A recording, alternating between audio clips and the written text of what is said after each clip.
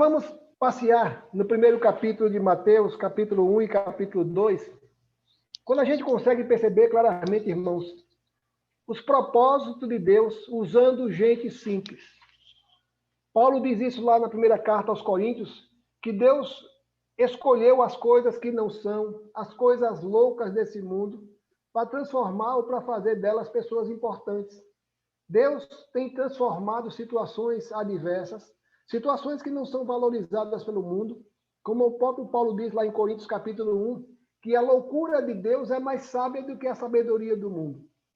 Ou seja, é tão bom entender que Deus escolhe pessoas simples, como José, como Maria, como Pedro, como tantos outros pescadores, pessoas que não eram nada na sociedade judaica, para que pudessem ser os seus apóstolos, aqueles que vieram dar continuidade ao ministério de Jesus. Eu quero começar lendo a respeito desse homem chamado José. E eu quero tomar a palavra em prol dos homens, que em Natal muito se fala de Maria, de Jesus, mas pouco ou quase nada se fala a respeito de José. E eu preciso honrar o nome dos homens e defender o José, porque José também estava nos planos e propósitos e projetos de Deus. Deus não poderia escolher apenas uma Maria e esquecer, afastar, desprezar aquele que havia sido separado ou que estava prometido a ela em casamento. Os irmãos sabem que Maria e José ainda não haviam tido relações. Existia um compromisso, existia um apalavrado dos pais e poderiam garantir que aqueles filhos iriam casar, mas até então eles não haviam coabitado, não haviam estado juntos. E é interessante como Deus já separou esse José para Maria e a Maria para Jesus. Se você abrir no capítulo 1, versículos 18, 19 e 20, vai perceber como o papel e a atitude de José ela é destacada na Bíblia. Não é qualquer um que foi escolhido para ser o padrasto de Jesus, ou o esposo de Maria, mãe de Jesus. Capítulo 1, verso 18 a 20, diz assim: Ora, o nascimento de Jesus Cristo foi assim. Estando Maria, sua mãe, desposada com José, sem que tivesse antes coabitado, achou-se grávida pelo Espírito Santo. Mas José, veja o destaque que é dado a respeito daquele que seria escolhido como o esposo de Maria, seu esposo, sendo justo, alguém destacado pelas virtudes da justiça, um homem honrado, um homem digno, um homem fiel a Deus, sendo justo e não a querendo infamar, resolveu deixá-la secretamente. Estava diante de José a vida e a morte de Maria. Maria apareceu grávida e José poderia denunciá-la às autoridades judaicas, que imediatamente seria apedrejada. Mas ele já é sendo um homem justo e não querendo inflamá-la ou induzi-la à condenação, acusá-la, tentou ou pensou em deixá-la secretamente. Aí a gente percebe claramente como Deus já havia separado esse homem para ser o esposo de Maria, para que pudesse ser uma atitude honrada. Já pensou se fosse um marido com raiva, revoltado porque aquela mulher o havia traído, estava grávida de outro, mas esse homem tinha uma qualidade de justo, era um homem temente a Deus. E não querendo infamar, ou seja, colocá-la diante da opressão, do castigo, não querendo expor Maria, pensou em deixá-la secretamente. Mas se é uma coisa que eu consigo perceber na vida de José, e eu quero dizer isso de maneira brincadeira, era um homem que dormia muito. Porque por 4 vezes, a Bíblia diz que José sonhou. Ou seja, era alguém que conciliava muito sono. Era alguém que sonhava com muita facilidade. Era um homem que tinha a revelação de Deus através do sonho. Como Deus usou a vida de José, tanto para acolher Maria, para permitir que ela pudesse dar à luz ao Filho de Deus, como também usou José para orientá-lo quanto ao ir e quanto ao voltar. Vamos perceber, vamos caminhar. Veja o versículo 20. Enquanto ponderava e pensava em deixar Maria estas coisas, eis que lhe apareceu em sonho, primeiro sonho de José, um anjo do Senhor dizendo: José, filho de Davi, não temas receber Maria, tua mulher, porque o que nela foi gerado é do Espírito Santo. A manifestação de Deus na vida de José através de um sonho. O anjo apareceu a José e disse a ele: não deixes Maria. Aquilo que está gerado na sua mulher, na sua esposa, não é fruto de um relacionamento humano, mas gerado em função da ação do Espírito Santo na sua vida. A segunda coisa que eu vejo, a segunda situação que José enfrentou quando lhe foi revelado através do sonho, é lá no capítulo 2, verso 12, perdão.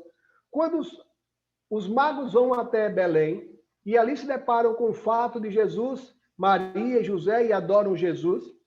E aí, no versículo 12, diz assim: sendo por divina advertência prevenido em sonho. Na verdade, esse sonho não foi o sonho de José, mas o sonho dos magos. Mas um sonho que concordou, que houve a concordância de José. Ou seja, como o sonho fazia parte da vida desse homem. Era um homem a quem Deus se revelava facilmente. Era alguém que Deus manifestava os seus planos e os seus projetos. A Bíblia não fala exatamente de maneira mais abrangente, mas provavelmente esse sonho também foi o sonho de José, porque Deus confirmou na vida desse homem esse desejo de que eles não voltassem mais para Herodes, ou por o caminho que vieram, mas que caminhassem por outro caminho para que não pudessem ser confrontados com aquilo que haveria de acontecer com as crianças ali próximos ao palácio de Herodes. Terceiro sonho, capítulo 2, verso 19. Tendo Herodes morrido, eis que um anjo do Senhor apareceu em sonho a José no Egito e lhe disse: vai sonhar assim lá na casa de José. Ou seja, que coisa linda. Ver como Deus se revelava a esse homem. Esse homem que muitas vezes a igreja tradicional tenta excluí-lo do plano, do projeto, do propósito de Deus no nascimento de Jesus. Mas Deus usa esse homem de maneira tão poderosa para que pudesse ser uma coluna, um esteio na vida de Maria. Ela não tinha apenas um José, ela tinha um companheiro, alguém que auxiliava, alguém que ajudou a cumprir a missão que o Senhor lhe confiou. Já pensou se fosse um homem que não temesse a Deus? Ou um homem que não confiasse nas ações de Deus, não confiasse nos planos e projetos de Deus? Maria seria uma mulher solteira, uma mãe solteira. Mas Deus separa exatamente aquele José para cumprir o papel de pai adotivo de Jesus. Mas a história de José com o sonho não acaba aí. Veja o capítulo 2, verso 22. Tendo, porém, ouvido que Arquelau reinava na Judéia, em lugar do seu pai Herodes, temeu ir para lá. E, por divina advertência prevenida em sonho, retirou-se para as regiões da Galiléia. Mais um sonho de José e mais uma revelação de Deus na vida desse homem. Que coisa boa, irmãos. Ver o agir de Deus, os planos e projetos de Deus sendo revelados nas nossas vidas. Não sei quais são os sonhos que Deus tem acalentado no seu coração, mas não sonhe outros sonhos, a não ser os sonhos que Deus tem reservado para você. Não sonhe sonhos mirabolantes, sonhos que possam colocar você numa condição muito maior daquela que Deus separou para você, para que possamos estar. Tenho visto alguns carros aqui, que é uma frase nos adesivos do carro, que não é teologicamente correta. E essa frase diz assim: o homem sonha e Deus realiza. Deus não tem compromisso com os nossos sonhos se não forem de acordo com a vontade soberana do nosso Deus. Os nossos sonhos serão realizados, concretizados em nossas vidas a partir do momento que eles também forem sonhos de Deus. Enquanto os meus sonhos foram apenas sonhos de um homem presunçoso, idealizador, desejoso, esses sonhos vão permanecer sendo sonhos. Ou, quem sabe, eu possa transformar aqueles sonhos em realizações pessoais, mas ser um homem frustrado, uma mulher frustrada pelo resto da minha vida, porque aqueles planos e sonhos não eram do Senhor. A segunda coisa que eu preciso aprender nessa experiência de Jesus é que Deus também tem os seus planos provisórios. O que quer dizer isso? Que o tempo da promessa de Deus pode ter um tempo contado. Muitas das promessas de Deus podem não ser definitivas. E o povo de Israel aprendeu como ninguém a confiar na promessa dia após dia. Quando o povo saiu do Egito, sob a liderança de Moisés, eles, ainda que questionando o agir de Deus, os planos e projetos de Deus, puderam testemunhar de como Deus é um Deus que supre as nossas necessidades e atende às nossas necessidades dia após dia. Quando saíram do Egito, uma nuvem os cobria para que não viessem a sofrer em função do calor do sol. E uma coluna de fogo os protegia, que podia, quem sabe, afastar os animais que pudessem causar dano às suas vidas, mas também aquecê-los durante a caminhada da noite. E a cada momento, aquele povo colocava em dúvida os planos e projetos de Deus para as suas vidas, mas a cada dia Deus se revelava e manifestava o seu poder, realizando maravilhas e feitos que só Deus podia fazer, ou que pôde fazer. Quando digo isso, perceba, irmãos, como José, por ser um homem temente a Deus, aceitou essa inconstância no sentido de não pernoitar, de não permanecer por muito tempo em alguns lugares. Os irmãos perceberam, pelo relato do texto, que os magos foram até Belém e ali puderam encontrar Jesus, Maria.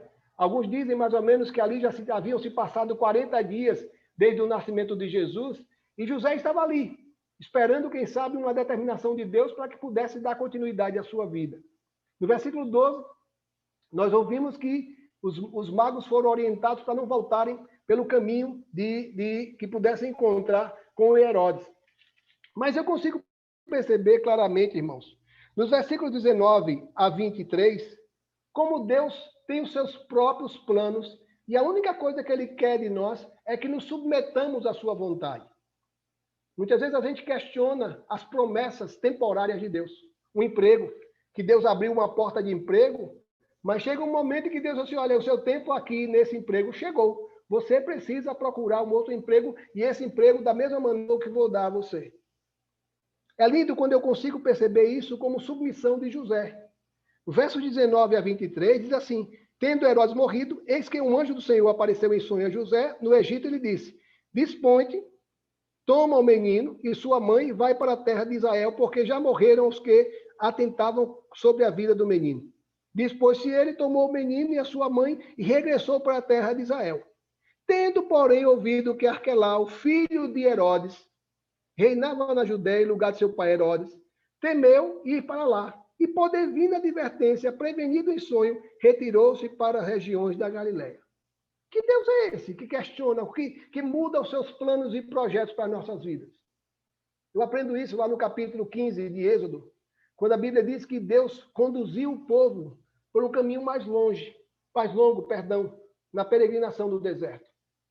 O tempo que poderia ser um tempo abreviado, foi um tempo prorrogado ou prolongado, para que o povo pudesse testemunhar cada dia da fidelidade de Deus.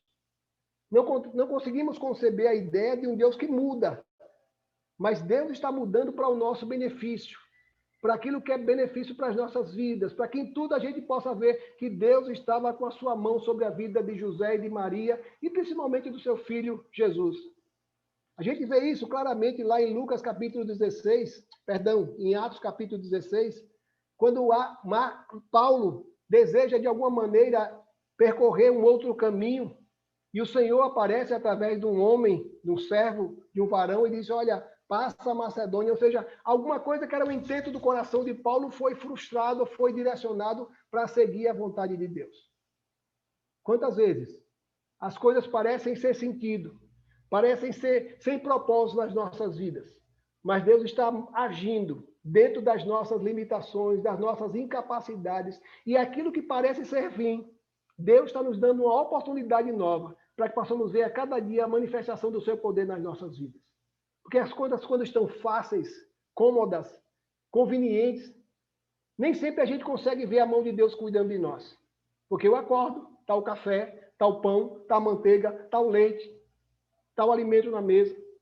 Mas muitas vezes, quando isso começa a ser escasso, quando as situações começam a ser adversas, é nesse momento que a gente mais prova da fidelidade de Deus sobre as nossas vidas. José como um servo de Deus, temente a Deus, a Bíblia diz justo, um homem temente a Deus, pôde entender claramente o ir e vir, o obedecer, a submissão àquilo que é a vontade de Deus. Mas eu quero ser bem objetivo. E a terceira e última coisa, que ainda que não seja apenas isso, é aquilo que Deus tem reservado para nós diante das suas promessas. É impressionante como nos primeiros dias, ou com os primeiros relatos do nascimento de Jesus, como algo anunciado há 700 anos atrás, através dos profetas, se cumpre na vida de Jesus. Como a expressão, como foi dito pelo Senhor por intermédio dos profetas, como essa expressão, como essa frase, ela se repete nesse capítulo 1 e no capítulo 2, como ação de Deus, como controle de Deus sobre as nossas vidas. Algo que foi anunciado pelos profetas há 700 anos atrás, se cumpre na vida de Jesus. Que coisa boa entender que Deus continua no controle da história. Deus não terá os seus planos e projetos frustrados em função de uma pandemia. Deus não tem os seus planos e projetos frustrados em função de uma dificuldade da economia, de uma recessão. Deus não tem os seus planos frustrados em função das nossas impossibilidades, nem da impossibilidade dos nossos governantes. Deus é Deus e continua sendo Deus e soberano para fazer em nossas vidas conforme a sua vontade. Veja, irmãos, como pelo menos 4, 5 vezes eu destaquei aqui como essa expressão se repete nesses capítulos 1 e 2 de Mateus. Primeiro, veja os versículos 22 do capítulo 1. Veja como Deus estava no controle da história. Ainda que as coisas pudessem parecer fora de controle, Deus estava no controle da história. Tudo isso aconteceu para que se cumprisse o que fora dito pelo Senhor por intermédio do profeta. Eis que a virgem conceberá e dará à luz um filho, e ele será chamado pelo nome Emanuel, que quer dizer Deus conosco. Essa é uma profecia que se encontra em Isaías capítulo 7, verso 14. O Senhor cumprindo os seus planos e projetos na vida do povo de Israel, através do envio do seu filho chamado Emanuel, Deus conosco. A segunda profecia de Deus está lá no capítulo 2, agora nos versos 5 e 6. Quando o rei chama os magos, quando os estudiosos, os principais sacerdotes, escribas, e pergunta e questiona esses homens onde haveria de nascer o rei, lá no versículo 5 diz assim: em Belém de Judá, responderam eles, porque assim está escrito por intermédio do profeta. E tu, Belém, terra de Judá, não és de modo algum a menor entre as principais de Judá, porque de ti sairá o guia que há de apacentar o meu povo. E essa profecia se encontra lá em Miqueias, capítulo 5, verso 2. Como Deus tem o seu tempo, os seus propósitos, que não cabe a nós questionar os planos e projetos de Deus. Não sei aquilo que você enfrentou em 2020. Momentos difíceis, dificuldades, adversidades, dificuldades financeiras, situações contrastantes na sua família, mas é tão bom entender que nós servimos a um Deus que não se deixa levar por nada disso e que está no controle da história. Mas vamos caminhar. Capítulo 2, versos 14 e 15. Mais uma profecia que se cumpre em Jesus. Dispondo-se ele, falando de José, quando ele recebe de Deus a orientação para não voltar para o caminho por onde os magos haviam vindo, dispondo-se ele, tomou de noite o menino e sua mãe e partiu para o Egito. E lá ficou até a morte de Herodes, para que se cumprisse o que fora dito pelo Senhor por intermédio do profeta. Do Egito chamei o meu filho. Oséias capítulo 11, verso 1. Mais uma profecia de Deus se cumprindo na vida do seu filho. Mais aquilo que Deus tinha reservado para que o povo pudesse experimentar através da preservação de Jesus. Mas não fica por aí. Capítulo 2, versos 17 e 18. Diante da morte das crianças, quando Herodes perdeu o controle e identificar onde estava Jesus, ele mandar todas as crianças de 2 anos para baixo. Para quem sabe naquele afã, naquele desejo, pudessem também ceifar a vida do rei, anunciado pelos magos. Versículo 17. Então se cumpriu o que fora dito por intermédio do profeta Jeremias. Ouviu-se um clamor em Ramá, pranto, choro e grande lamento. Era Raquel, chorando por seus filhos, e inconsolável, porque não mais existem. Jeremias capítulo 31, verso 15. Mais uma vez, Planos e projetos de Deus se cumprindo na vida de Jesus. Aquilo que foi anunciado pelos profetas 700 anos antes está se cumprindo na vida de Jesus naquele momento. E pelo menos dentro dessa abordagem tão rápida, podemos encontrar mais uma confirmação dos planos e projetos de Deus. Capítulo 23, capítulo 2, verso 23. E foi habitar numa cidade chamada Nazaré, para que se cumprisse o que fora dito por intermédio dos profetas. Ele será chamado Nazareno. Interessante que essa palavra, a expressão Nazareno, é uma expressão que remonta lá da origem de Jessé, conforme está em Isaías 11:1, quando ele fala exatamente dessa condição que Jesus se encontrava, e ele fala dessa situação de ser chamado de Nazareno. Nazareno é uma expressão hebraica, Nesser, que significa renovo. Jesus estava se cumprindo na vida de Jesus aquilo que foi anunciado por Deus, o renovo, uma planta nova, algo que está renascendo ou está nascendo ali, fruto dos planos e projetos de Deus para as nossas vidas.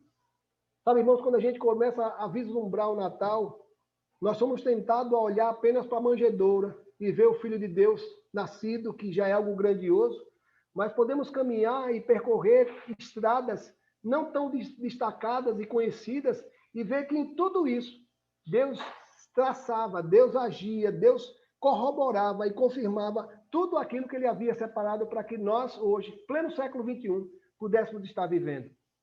Que coisa maravilhosa, poder estar testemunhando não do fato em si, mas todas as situações paralelas que ocorreram e que contribuíram para que hoje pudéssemos estar celebrando o Natal. E cada vez mais possamos entender que ainda que as coisas fujam do nosso controle, do meu controle, nunca irão fugir do controle de Deus. Deus continua no controle. E a Bíblia diz que ele faz tudo conforme a sua vontade, como lhe apraz, de acordo com o seu conhecimento, de acordo com o seu entendimento. Não tem coisa melhor do que confiar num Deus assim. Um Deus que não se deixa levar pelas circunstâncias. Um Deus que não se deixa levar pelas nossas limitações, pela nossa incapacidade. Um Deus que continua agindo apesar de nós, apesar das nossas vidas, apesar das nossas falhas. E cada vez mais possamos experimentar da fidelidade desse Deus, cumprindo em nossas vidas, cumprindo em nossas famílias a sua vontade, para que em tudo possamos glorificar o seu nome, para que em tudo possamos ver o seu agir em nossas vidas. Vamos orar. Pai nosso que está no céu, muito obrigado, Senhor. Muito obrigado. Porque a história do Natal não é uma história simples, fácil de ser contada, em apenas uma criança que nasce numa manjedoura, fruto de uma mãe temente ao Senhor, mas que podemos encontrar no Natal lições as mais diversas. E que todas elas, Senhor, apontam, todas elas sinalizam a tua fidelidade. Obrigado, Senhor, porque podemos encontrar no Natal lições preciosas que nos garantem, que testificam de um Deus verdadeiro que tem sempre prazer em auxiliar, em conduzir, em guiar o seu povo, Senhor. Ajuda-nos, Senhor, a sermos confiantes, a sermos tementes, a não duvidar dos seus planos e projetos para as nossas vidas. Ainda que pareça impossível aos nossos olhos, nós cremos num Deus que fez com que uma virgem viesse a dar à luz. Quando Maria pergunta a Gabriel como se dará isso, eu não conheci varão, isso é impossível. E Gabriel diz, olha, acaso existem impossíveis para Deus? Que possamos entender que assim como o Senhor agiu há 2000 anos atrás, fazendo com que todos os fatos pudessem concorrer para provar que o Senhor continua no controle, possamos tirar lições para as nossas vidas e entender que o Senhor não está engessado, que o Senhor não está limitado, que o Senhor não está impossibilitado de agir em nosso favor. Nos guarda, Pai, nos ajuda, nos sustenta diante dos momentos difíceis que temos enfrentado. Mas continuemos com nossos olhos em Ti, sabendo que nada acontece, sem os Teus planos e projetos para as nossas vidas, e que possamos tirar lições preciosas para as nossas vidas, a nossa relação contigo. Muito obrigado pelo Teu povo, que tem estado junto comigo, e nós contigo, nessa caminhada, nessa peregrinação, até um dia que o Senhor vier nos buscar, para estarmos na Tua presença. Visita aqueles que não puderem estar aqui, Tu sabes o motivo que cada um teve, mas quem sabe, Senhor, na próxima oportunidade estejamos juntos novamente, para cultuar e celebrar o Teu nome. Dás uma noite de paz, um sono reparador. É isso que pedimos no nome santo de Jesus. Amém.